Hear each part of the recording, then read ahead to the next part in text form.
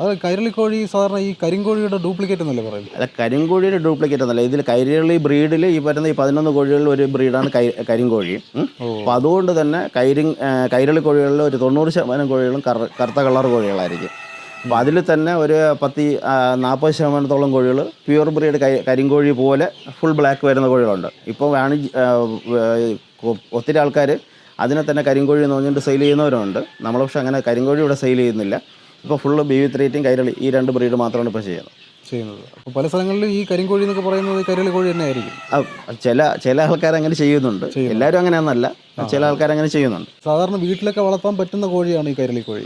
വീട്ടിൽ തുറന്നു വിട്ട് നമുക്ക് വളർത്താൻ കഴിയുമെങ്കിൽ ഏറ്റവും ബെസ്റ്റ് കൈരളി നമുക്കങ്ങനെ വളർത്താം. അതായത് ചില ആൾക്കാർക്ക് നാടൻ കോഴി മുട്ട വേണം, തുറന്നു വിട്ട് വളർത്തണം, അങ്ങനെ രീതിയിലാണ് വളർത്തുന്നതെങ്കിൽ കൈരളി ആയിരിക്കും നല്ലത്. അല്ല, നമ്മൾ ക്ലോസ്ഡ് ഇതിലാണ് വളർത്തുന്നതെങ്കിൽ, ക്ലോസ്ഡ് ഇതിൽ ലിറ്റർ സിസ്റ്റത്തിൽ അങ്ങനെയൊക്കെയാണ് വളർത്തുന്നത്, ചെറിയ ക്വാണ്ടിറ്റി